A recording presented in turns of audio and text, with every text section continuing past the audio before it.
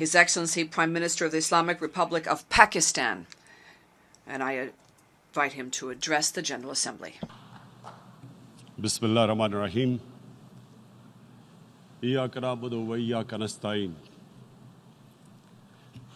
Mr. President, Honorable Secretary General, Excellencies, ladies and gentlemen, I feel honored today to represent my country at this forum of world leaders, where we have a chance to discuss problems that the world is facing. I want to talk about a lot of problems, but just 4 today. And I especially came to this forum despite a difficult time in my country, facing challenges. I would not have come, but because I feel that there are some very urgent problems which the world must address. So first of all, I start with climate change. So many leaders have talked about climate change. But Mr. President, I feel that there is a lack of seriousness. Perhaps world leaders some of the leaders who can do a lot, do not realize the urgency of the situation.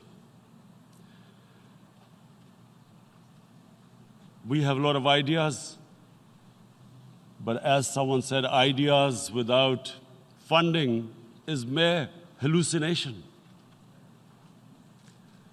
Pakistan, I'll give you start with my own country. Our country is amongst the top 10 nations in the world which are most affected by climate change. We depend upon our rivers. We are mainly an agricultural country. And 80% of the water in our rivers comes from our glaciers. The glaciers, not just on the Pakistani side, even India. The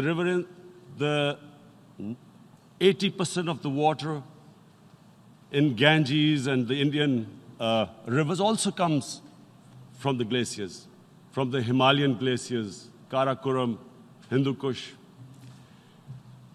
And these glaciers are melting at quite a rapid pace. We detected already 5,000 glacial lakes in our mountains.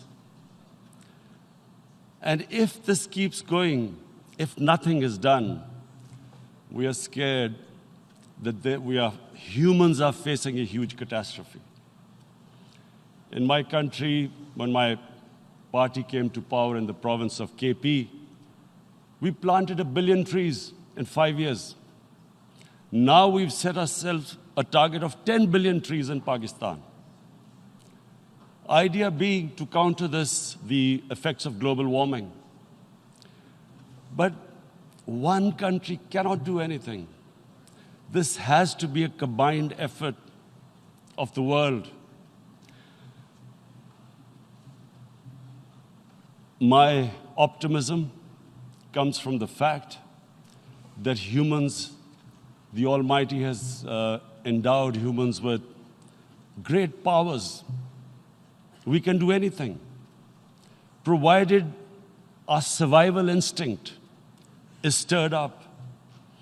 And this is really what I hope that the United Nations will take a lead in this. There must be more emphasis. Richer countries must be pushed. Countries that mainly are responsible for greenhouse gas emissions. They must be pushed because our country contributes minuscule amount to greenhouse gases. So I feel that the United Nations must take leadership in this.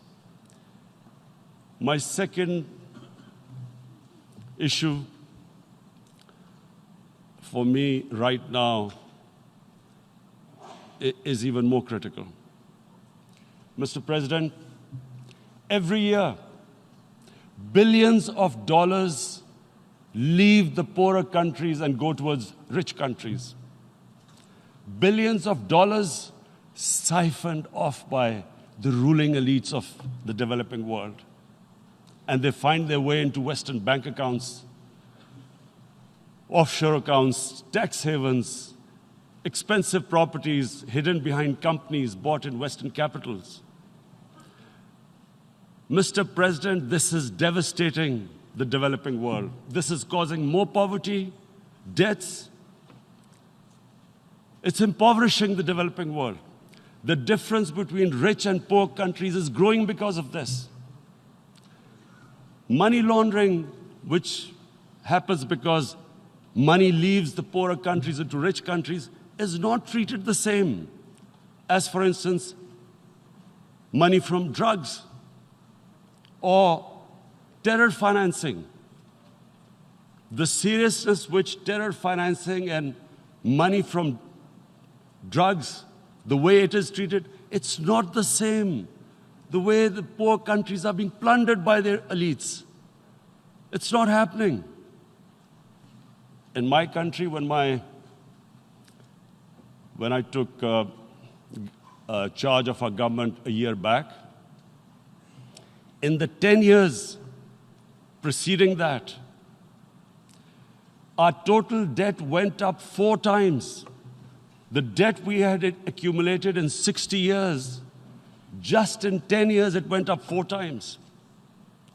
As a result, the total revenue we collected in 1 year, half of it went into debt servicing. How are we going to spend money on our human beings, 220 million people, when half the money is going into debt servicing? Because our country was plundered by the elites, the ruling elite. And easily they could get the money out. And when, Mr. President, we located properties in Western capitals bought by this money through corruption and money laundering, located the properties of these corrupt leaders, we find it so difficult to retrieve it. That money, if we retrieved that money, we could spend on our human beings. But it's so difficult. The laws protecting these criminals. We do not have the sort of money to have expensive lawyers and spend millions and millions of dollars. We need help from the rich countries. And, Mr. President, it's critical. The rich countries must show political will. They cannot allow this to happen. How can the poor countries spend money on human development, which the United Nations asks, SDG? How are we going to do it when this money can easily leave our countries? So, unless the rich countries intend to build walls to stop economic refugees coming as we see right now, they must take action. They must take action now. It must be a deterrent. Corrupt ruling elites should not be able to take money out easily and park it into foreign bank accounts and into these properties abroad. And I never understand why. Why do we have these tax havens? Why is this allowed? Why shouldn't rich people pay taxes? Why is it legal to have these tax havens where you have these secret accounts? Because, the world is changing. The population of the world is growing. Sooner or later, you're going to have a crisis. If the poor get poorer and the rich get richer, there is going to be a crisis sooner or later. So this is my second point. I hope that the United Nations takes a lead in this. It involves the IMF, the World Bank, Asian Development Bank. They must find a way of stopping this plunder of the developing world. My third point is Islamophobia. There are 1.3 billion Muslims in this world. There are millions of Muslims living in other countries, European countries, and the US as minorities. Islamophobia since 9/11 has grown at a pace where it is alarming. Human communities live together. There should be understanding amongst them. But Islamophobia is creating a division. Muslim women wearing hijab, it's become an issue. It's become an issue in some countries. Hijab is some sort of a weapon. A woman can take off her clothes in countries, but she can't put on more clothes. How is this happening? Because of Islamophobia. And how did this Islamophobia start? After 9/11. And why did it start? Because certain Western leaders equated terrorism with Islam. Islamic terrorism. Radical Islam. What is radical Islam? There is only one Islam. And that is the Islam we follow of Prophet Muhammad sallallahu alaihi wasallam. There is no other Islam. Radical Islam, Islamic terrorism, what message did they send to people in the West? And why is there Islamophobia?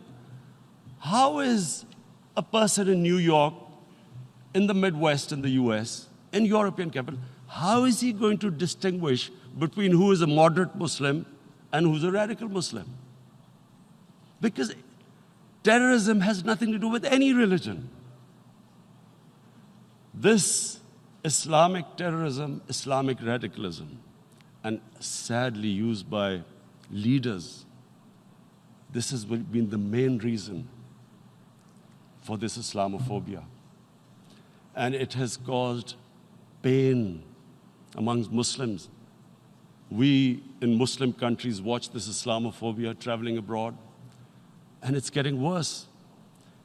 And may I just say, Mr. President, that in European countries, it is marginalizing Muslim communities. And we all know that marginalization leads to radicalization. Some of the people who ended up as militants in Syria and other places were from marginalized Muslim communities. And my point here is that we must address this issue. I'm sad to say that we Muslim leaders have not addressed this issue either.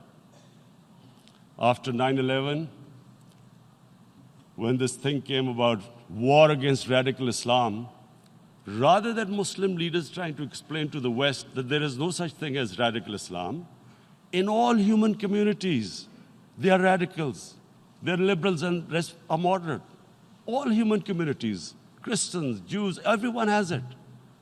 But Islam is not radical, neither Judaism, neither Christianity, neither Hinduism. No religion preaches radicalism. The basis of all religion is compassion and justice, which differentiates us from the animal kingdom. But unfortunately, the Muslim leadership was so scared of being called radical Islam that all of them became moderates. In Pakistan, we were in the eye of the storm, and our government coined a phrase called enlightened moderation. No one knows what it meant. But everyone started putting on Western suits that they were moderates, started speaking. Even those who didn't know English would speak English because they were moderates. No one had a clue what it was. Because we, in the Muslim world, did not explain to the West that there is no such thing as radical Islam. One of the reasons why, after 9/11, Islam was supposed to be equated with terrorism was suicide attacks.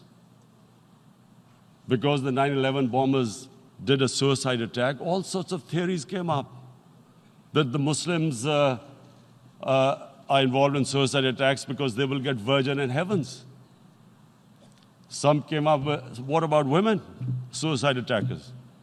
So this bizarre thing happened. No one explained. Suicide attacks and Islam were equated. No one did research that before 9/11, the majority of suicide attacks in the world were by Tamil tigers, who were Hindus. No one blamed Hinduism, and quite rightly. What has Hinduism got to do with what desperate people were doing in Sri Lanka?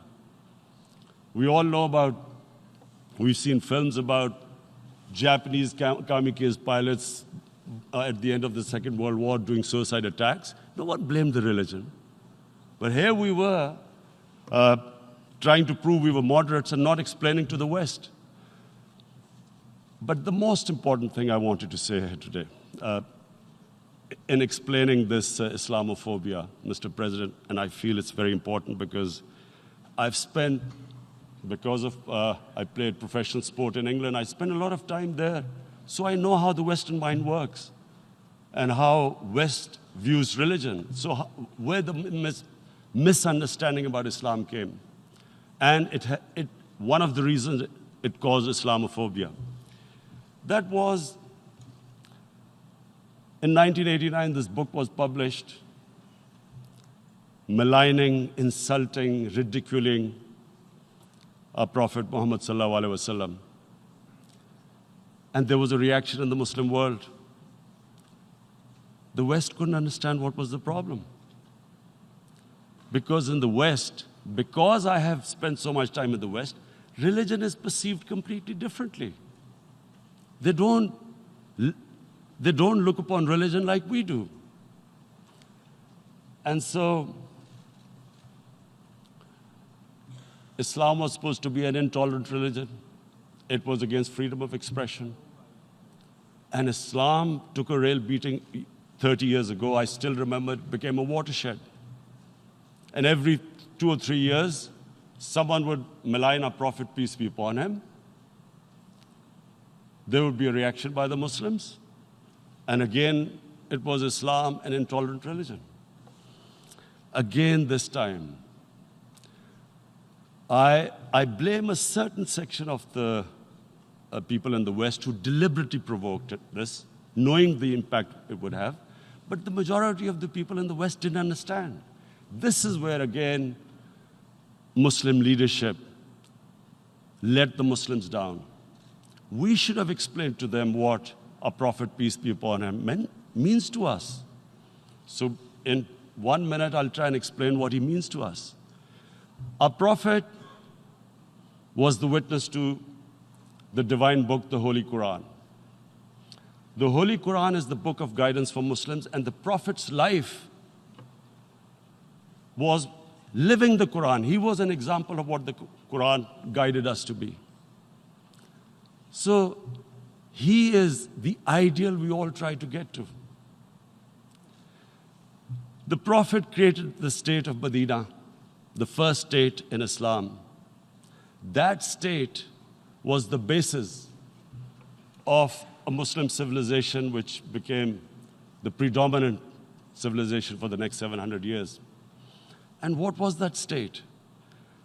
I hear such strange things about Islam, that it is against women, it's against minorities. The first state of Islam in Medina, it was the first time a welfare state was set up. The state took responsibility of the weak, widows, orphans, poor people, handicapped. It taxed the rich, spent the money on the poor. The state announced that all human beings are children of Adam, hence equal, whatever the color of their skin. The state announced, the Prophet announced that, and slavery, the whole system depended on slavery as it did for many years in the Western societies. The Prophet said that one of the greatest deeds is to free a slave. But because the society depended on slavery, he said, but if you have to treat them as an equal member of the family. And as a result, something happened in a Muslim world which hasn't happened in any other civilization. Slave dynasties appeared. Slaves became kings. The Mamluks, slaves who ruled Egypt. In India, there were slave dynasties. And then, with minorities, again, you hear that Islam is supposed to be against minorities. Let me just make this clear. In Islam, the Prophet announced that everyone was free to practice his religion. It was a sacred duty to protect the places of worship of all religions. He announced that every person is equal in front of law, whatever his religion or his color. And this incredible case, and I always quote this, that the fourth Khalifa, the head of state of Medina, he lost a court case against a Jewish citizen. So, number one, it showed there was a rule of law, no one was above law. And number two, that a Jewish citizen was an equal citizen. So, Mr. President, when a Muslim society is unjust to its minorities, it is going against the religion of Islam and our Prophet, peace be upon him. So, it is important to understand this. The Prophet lives in our hearts. When he's ridiculed, when he's insulted, it hurts. As we human beings understand one thing: the pain of the heart is far, far, far more hurtful than physical pain. And that's why the Muslims react. And I always thought that if I ever had this stage, I would try and explain this to the world community, especially to the Western community, because having lived in the Western community, people didn't understand this. When I first went as a teenager to England, there was a comedy film on Jesus Christ. It's unthinkable in Muslim societies. So we need to explain that, look, in a human community, we must be sensitive to what causes pain to other human beings. We have, in the Western society, and quite rightly, the Holocaust is treated with sensitivity because it gives the Jewish community pain. That's all we ask. That do not use freedom of speech to cause us pain by insulting our holy prophet. That's all we want. And now, the number fourth point, Mr. President, and this is the most critical point, is the reason why I especially came here. It is about what is happening in Kashmir. Before I go on this, I want to make one thing clear, that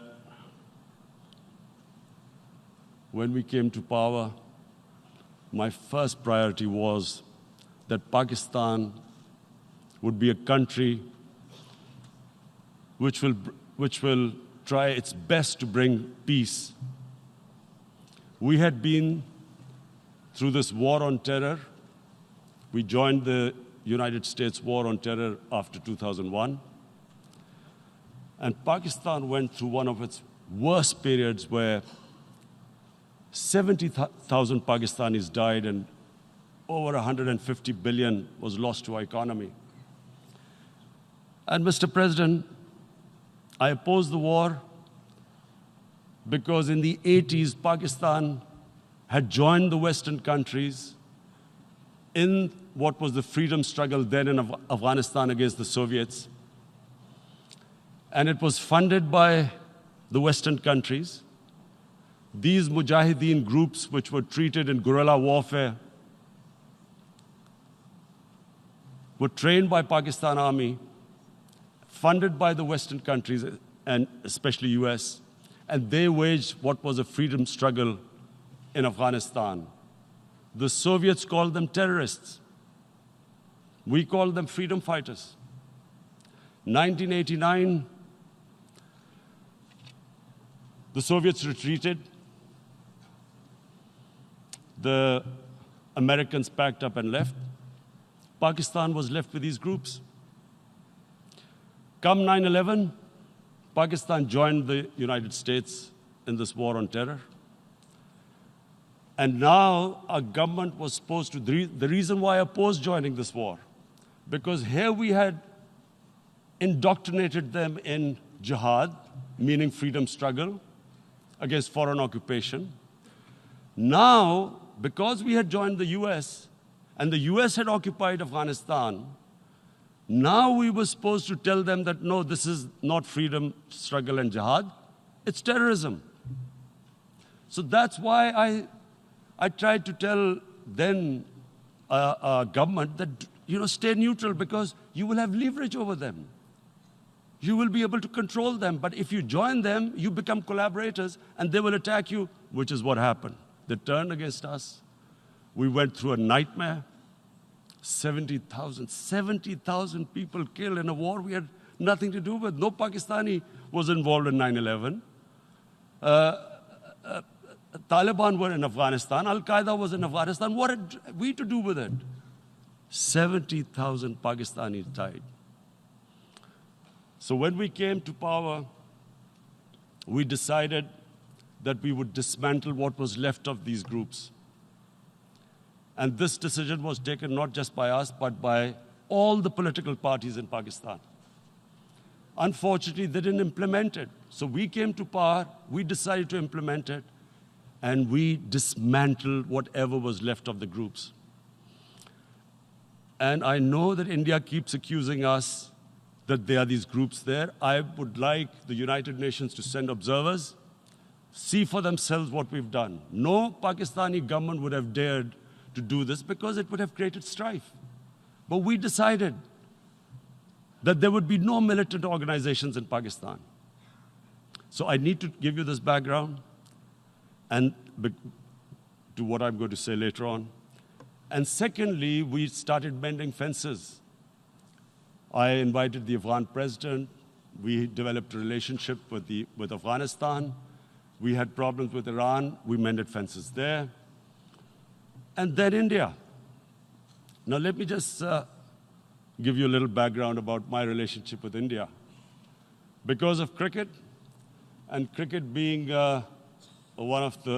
it's a passion in the subcontinent, I had great following in India. I have friends in India, and I loved going to India.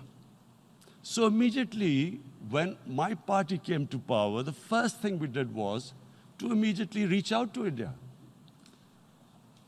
And I spoke to President Modi, and I said, look, we have similar problems. Climate change, poverty. Let's get together. Let's resolve our differences through trade. Let's build a relationship on trust.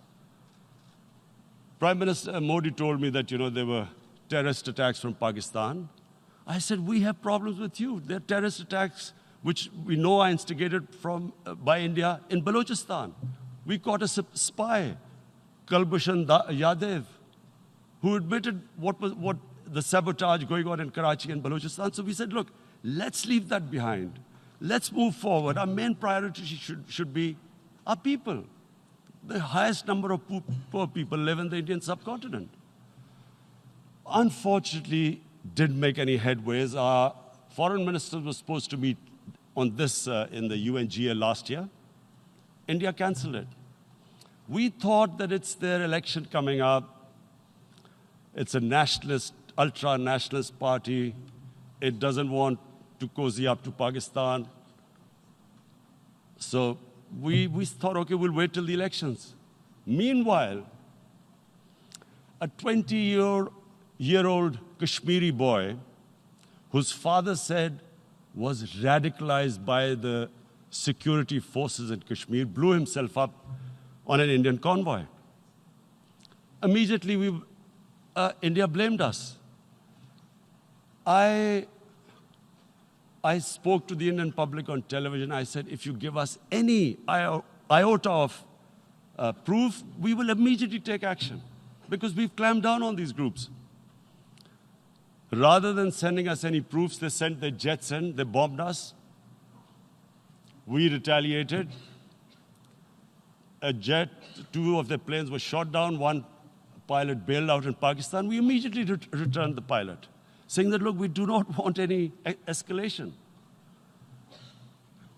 Rather than taking that as a peace gesture, the entire campaign, almost the entire campaign of Mr. Modi in the election was how he had taught Pakistan a lesson that jets had killed 350 terrorists. Complete lie. They had just killed about 10 trees of ours, which was quite painful given that, we are growing all these trees. He then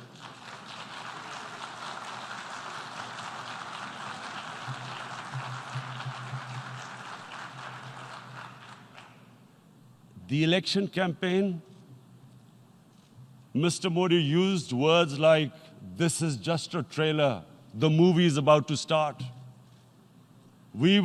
I went into Pakistan and taught them a lesson. This was the election campaign. Okay, so we thought, us politicians make all these statements to win elections. So, okay, after elections, we'll get back to our normal relationship. Well, the moment the elections ended, we approached India, no response, but then we discovered they were trying to push us in the FATF blacklist to bankrupt us. That's when we realized there was an agenda. And that agenda became obvious on the 5th August when India went against 11 United Nations Security Council resolutions which say that Kashmir is a disputed territory and the people of Kashmir have the right of self-determination. They went against that. They went against Simla Accord, which is about bilateral, sorting out our differences through bilateral means, went against that. They actually went against the Indian Constitution. Illegally, they revoked Article 370, which gave Kashmir the special status. They got an extra 180,000 troops there. Total number of security forces in Kashmir now are 900,000. And they put 8 million people of Kashmir under curfew.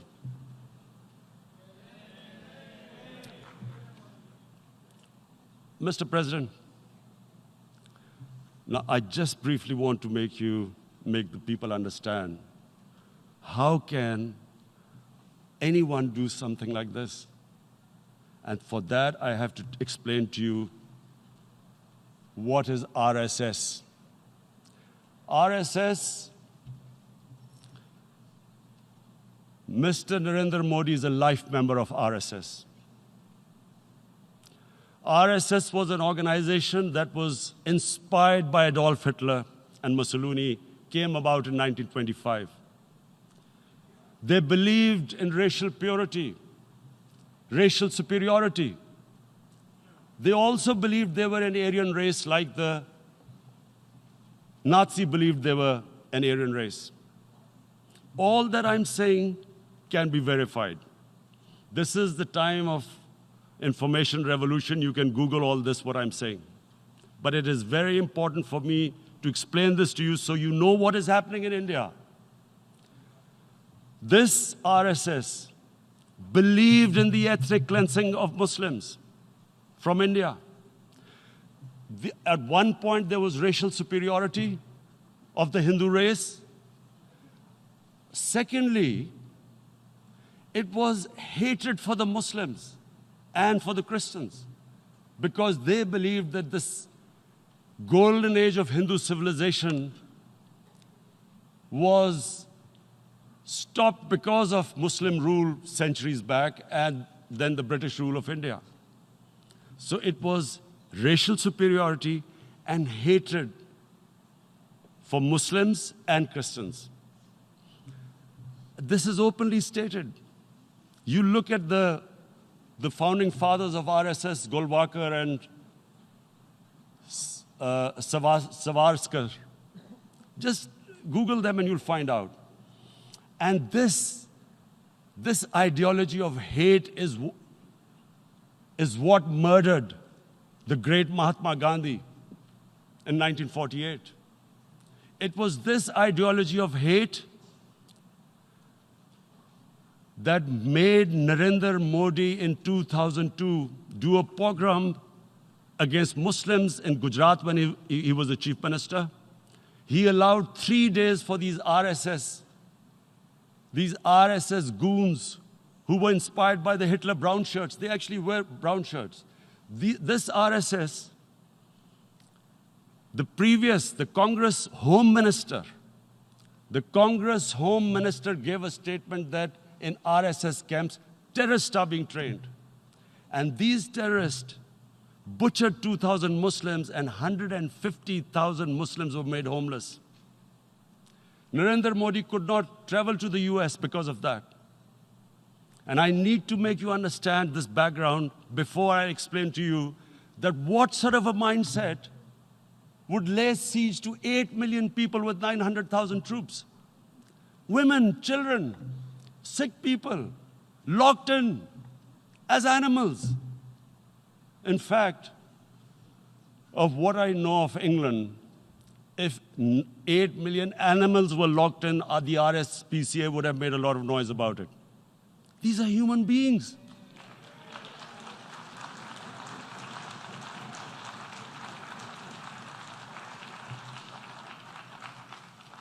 And Mr. President, what comes with racial superiority, these illusions of Aryan superior race, is arrogance. The two go together. And it's arrogance that makes people make mistakes and do stupid things. Cruel things like what Narendra Modi has done. It's sheer arrogance.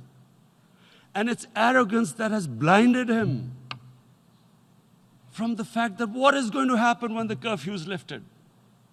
Has he thought about it? This hasn't been thought through. What is he going to do when he lifts the curfew?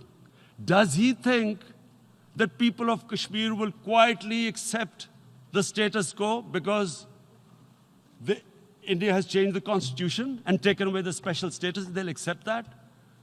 Mr. President, 100,000 Kashmiris have died in the past 30 years because they were denied the right given by the United Nations, the right for self-determination.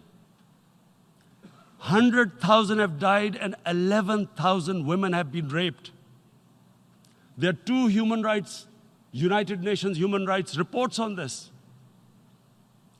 The world hasn't done anything because India is a huge market, 1.2 billion people. Sadly, the material prevails over the human. But this has serious consequences. Again, I repeat, that's why I'm here. Look, what is going to happen when the curfew is lifted will be a bloodbath.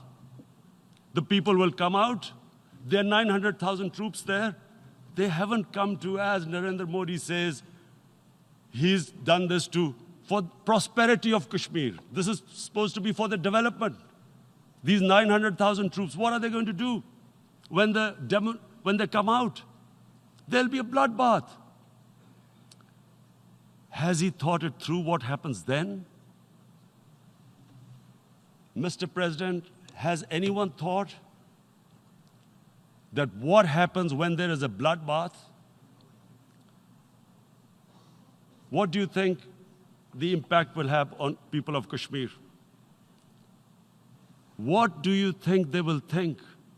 The way they have been boxed in their houses, treated like worse than animals, no rights.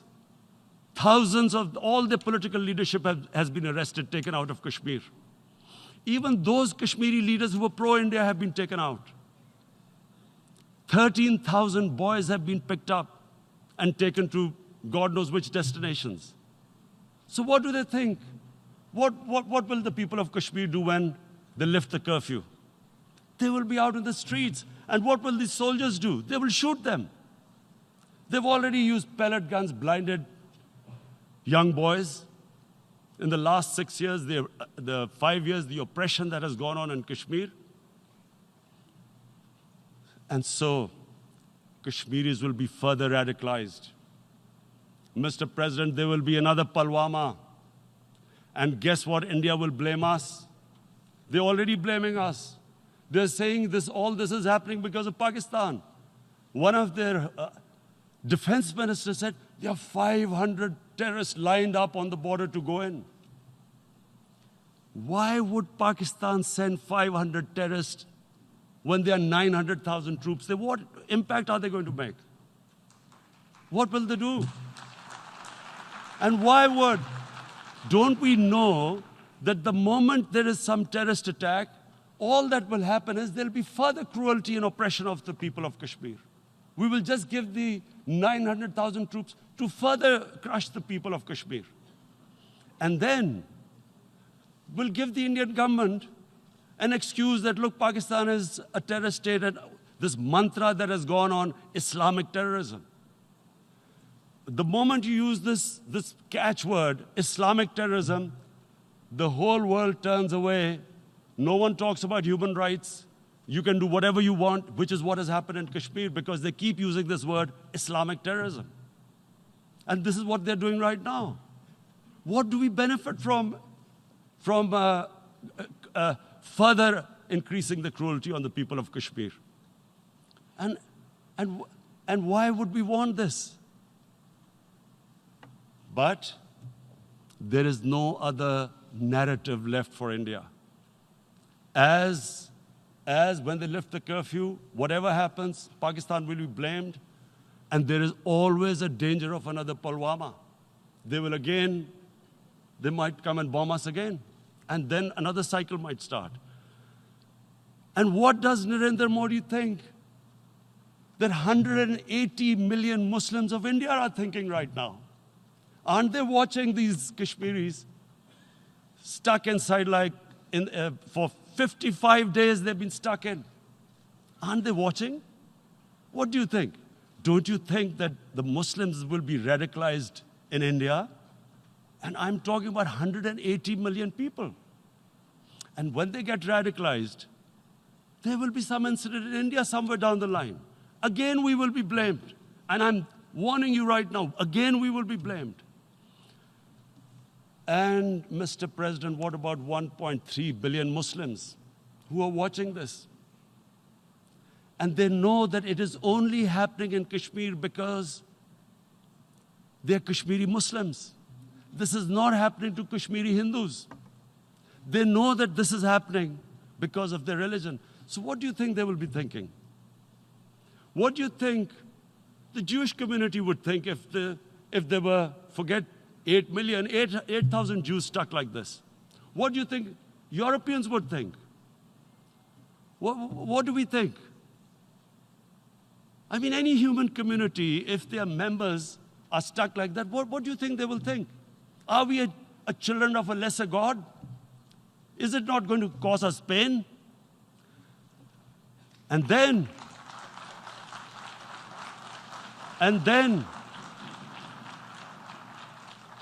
I'll tell you what will happen. People will, in the 1.3 billion Muslims, someone will pick up arms. I know we've been brought up with films, Western films. This good, decent guy doesn't get justice. He decides to pick up a gun and start seeking justice. There was a film made in New York, famous film called Death Wish. This guy gets mugged by and his family, his wife gets killed or something. He can't get justice. He picks up a gun and he goes around shooting muggers. And the whole cinema cheers him on. So what do you think the Muslims are thinking right now? If there is a bloodbath, there will be Muslims becoming radicals, not because of Islam, but because of what they will see that there's no justice when it comes to Muslims. There were Rohingya Muslims, Myanmar, who are, God knows, almost 1 million people out, ethnic cleansing. What was the response of the world community? So what do you think will be the response of 1.3 billion Muslims? I picture myself. I'm in Kashmir. I've been locked up for 55 days. I have heard about, and there are rapes, Indian Army going into homes, soldiers. Would I want to live this humiliation? Would I want to live like that? I would pick up a gun. You're forcing people. You are forcing people into radicalization. When people lose the will to live, what is there to live for? And this is what, if you can do this to human beings, you are actually radicalizing people. And so, Mr. President, I want to repeat here, this is one of the most critical times. There will be a reaction to this. Pakistan will be blamed. 2 nuclear-armed countries will come face to face like we came in February. And before we head in that direction, the United Nations has a responsibility. This is why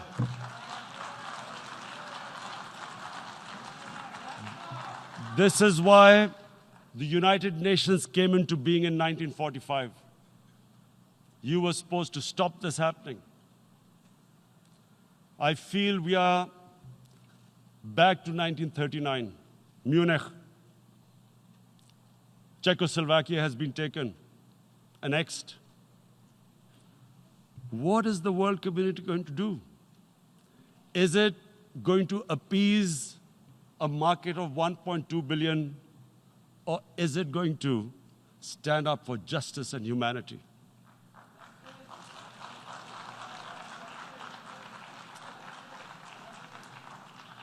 If this goes wrong, you hope for the best, but be prepared for the worst. If a conventional war starts between the 2 countries, Mr. President, if a conventional war starts, and anything could happen, but supposing a country 7 times smaller than its neighbor is faced with the choice, either you surrender or you fight for your freedom till death, what will we do? I ask myself this question. And my belief is, La ilaha illallah, there is no God but one. And we will fight. And when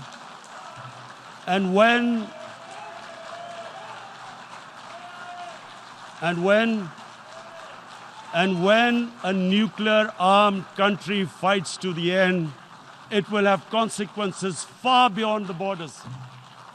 It will have consequences for the world, which is why I repeat I'm here.